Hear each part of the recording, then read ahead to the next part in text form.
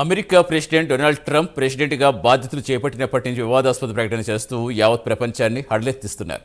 బుధవారం అకస్మాత్తుగా అమెరికాలో అక్రమంగా నివాసం ఉంటున్న 104 మంది భారతీయులను మిలిటరీ విమానంలో అమృత్సర్లో దింపేసి వెళ్లిపోయారు. ఇక తాజాగా ట్రంప్ గాజాను కబలించేందుకు ఎత్తులు వేస్తున్న టాక్ వస్తోంది. పాలస్తీనాలో నివాసం కోల్పోయిన వారిని ఇటు జోర్డాన్ అటు ఈజిప్ట్ తాత్కాలికంగా తీసుకోవాలని ట్రంప్ హుకుం జారీ చేశారు. దీనికి ఇరు దేశాలు సస్యమేరా అన్నాయి. అయితే ట్రంప్ ప్రతిపాదన ఇజ్రాయెల్ ప్రధానమంత్రి బెంజమిన్ నెతన్యాహు మద్దతు పలికారు. మరి తరచూ ట్రంప్ గాజాను స్వాధీనం చేసుకుంటామని ప్రకటిస్తూ వస్తున్నారు. తాజాగా బుధవారం ట్రంప్ ప్రకటనతో యావత్ ప్రపంచం షాక్కు గురైంది. నిజంగా ట్రంప్ గాజాను కబ్జా చేయాలనుకుంటున్నారా?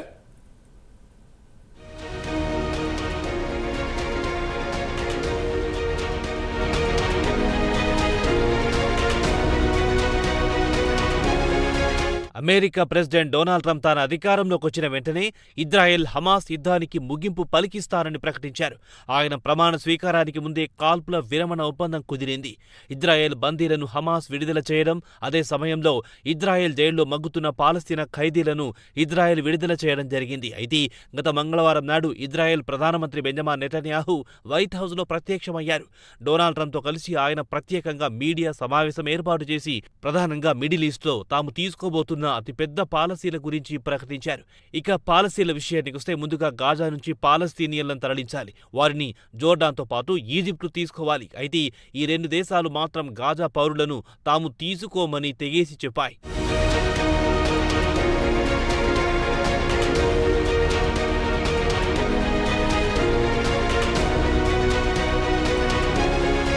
ఇక ట్రంప్ వాదన ఏమిటంటే గాజా మొత్తం నేలమట్టం అయింది, వారికి ప్రత్యామ్నాయం చూపిద్దాం.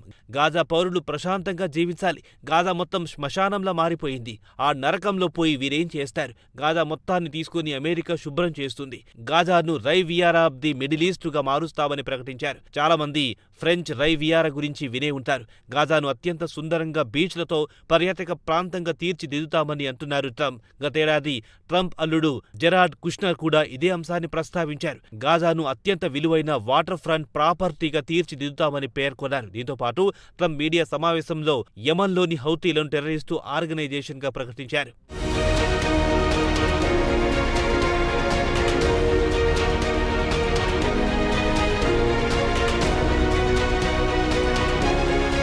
కాల్పుల విరమణ తర్వాత ట్రంప్ తరచూ వాదించేదేమిటంటే గాజా ప్రజలు తిరిగి తమ ఇళ్లకు వెళ్లడానికి ఇష్టపడడం లేదని, ఎందుకంటే తమ ఇళ్లు నేలమట్టం అయ్యాయి, అక్కడ తమ ఇళ్లు నివాస యోగ్యం కాదని అనుకుంటున్నారని చెప్పినా గాజా ప్రజలు మాత్రం ఇజ్రాయెల్ బాంబుల వర్షం కురిపించినా వేలాది మంది తిరిగి తమ తమ ఇళ్లకు చేరుకున్నారు. అయితే ట్రంప్ మాత్రం పాలస్తీనా ప్రజలు ప్రశాంతంగా జీవించడానికి ప్రత్యామ్నాయ స్థలాలనిచ్చి గాజాను భూతల స్వర్గంగా చేయాలనే ఆలోచనలో ఉన్నారు. ఇక ట్రంప్ ఐడియా మాత్రం పాలస్తీనా ప్రజలను చెల్లాచెదురు చేయాలనేది ప్రధాన ఉద్దేశంగా కనిపిస్తోందని చెబుతున్నారు రాజకీయ విశ్లేషకులు. గతంలో యూరోప్ నుంచి యూదులను వెళ్లగొట్టినట్టు ప్రస్తుతం పాలస్తీనా పౌరులను తమ గడ్డ నుంచి తరిమి కొట్టాలని చూస్తున్నారన్న టాక్ వినిపిస్తోంది.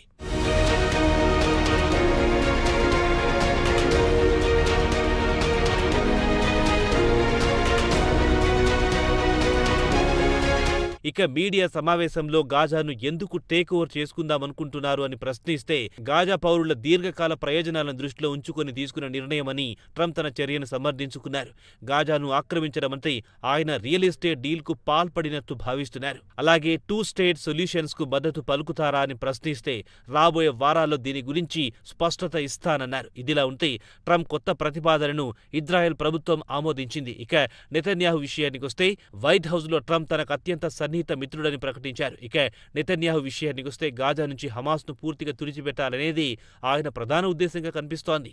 ప్రస్తుతం పాలస్తీనాలో కాల్పుల ఒప్పందం తర్వాత గాజా నుంచి హమాస్ను తుడిచిపెట్టడం నెతన్యాహుకు పెద్ద తలనొప్పిగా మారింది. కాగా గత 15 నెలల నుంచి కొనసాగుతున్న యుద్ధంలో హమాస్ కోల్పోయిన కీలక నాయకుల స్థానంలో కొత్త నాయకులను ఏర్పాటు చేసుకుందని ఇజ్రాయెల్ భావిస్తోంది.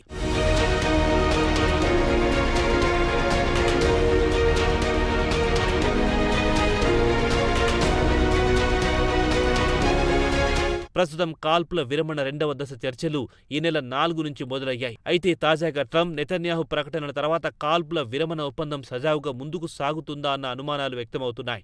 ఇక హమాస్ తమ వద్ద ఉన్న ఇజ్రాయిల్ బందీలను విడుదల చేసింది. దీంతో కాల్పుల విరమణ ఒప్పందంపై నీడలు కమ్ముకున్నాయి. ఇవన్నీ పక్కన పెడితే ఇటు ఈజిప్టు, అటు జోర్డాన్లు కూడా గతంలో ట్రంప్ చేసిన ప్రతిపాదనను తిరస్కరించాయి. గాజా పౌరులను తమ దేశాల్లో ఆశ్రయం ఇవ్వాలని ట్రంప్ ప్రతిపాదించారు. దీన్ని ఇరు దేశాలు తీవ్రంగా వ్యతిరేకిస్తున్నాయి. కాగా జోర్డాన్ అధికారులు మాత్రం 1994 శాంతి ఒప్పందానికి తూట్లు పొడుస్తుందని ఇజ్రాయెల్పై ఆగ్రహం వ్యక్తం చేస్తోంది. కాగా ఇటు ఇజ్రాయెల్, అటు జోర్డాన్ రెండూ తమ సరిహద్దుల్లో పెద్ద ఎత్తున సైనికులను మోహరించాయి. మొత్తానికి ట్రంప్ ప్రతిపాదనను జోర్డాన్ తీవ్రంగా వ్యతిరేకిస్తోంది.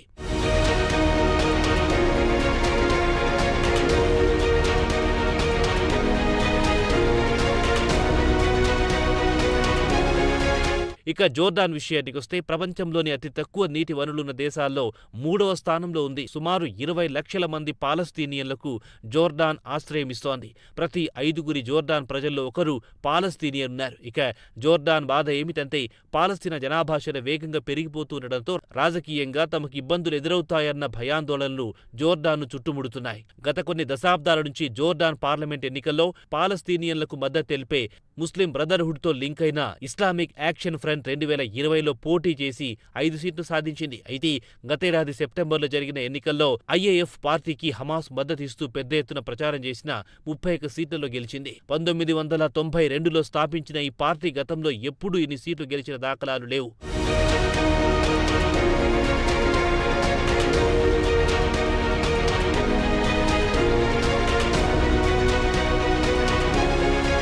ఇక ఈజిప్టు కూడా రాజకీయంగా తమకు ఇబ్బందులు తలెత్తుతాయని ఆందోళన చెందుతోంది.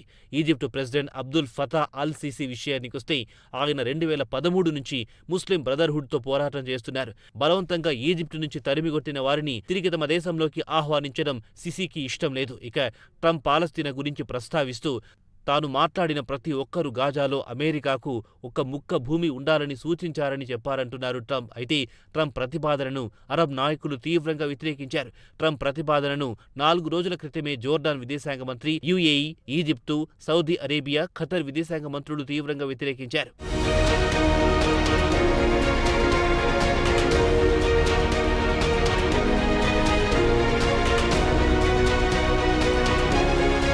మొత్తానికి ఇజ్రాయెల్ ప్రధానమంత్రి నెతన్యాహుతో కలిసి ట్రంప్ చేసిన ప్రకటన అరబ్ వరల్డ్లో ప్రకంపనను సృష్టిస్తోంది. స్వతహాగా రియల్ ఎస్టేట్ డెవలపర్ అయిన ట్రంప్ గాజాపై కన్నేసి గాజాను స్వాధీనం చేసుకోవాలనుకుంటున్నారు. ఇక్కడి ప్రజలను ఇటు జోర్డాన్, అటు ఈజిప్టుకు అప్పగించి గాజాను కబ్జా చేయాలనుకుంటున్నారు. ట్రంప్ ప్రతిపాదనను యావత్ ప్రపంచ నాయకులు తీవ్రంగా వ్యతిరేకిస్తున్నారు. పాలస్తీనా ప్రజలు అష్టకష్టాలు పడుతుంటే ట్రంప్ మాత్రం అవేమీ పట్టించుకోకుండా గాజాను టేక్ ఓవర్ చేసుకోవాలని ప్రకటించడం మాత్రం నిజంగానే దారుణం. ప్రపంచ ప్రజలు ట్రంప్ ప్రతిపాదనను ఎట్టి పరిస్థితుల్లో హర్షించరు.